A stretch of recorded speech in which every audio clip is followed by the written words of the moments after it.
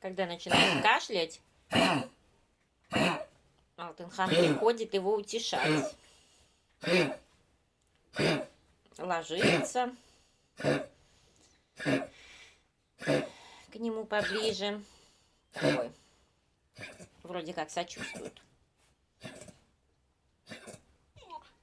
Да. Что он, скажи, делает, такие страшные звуки издает? Да? Что, скажи, он такие страшные звуки издает? Ну-ка, жилетка кашляет. Все-таки кашляет, да. Да? Да? Алтышка сочувствует ему.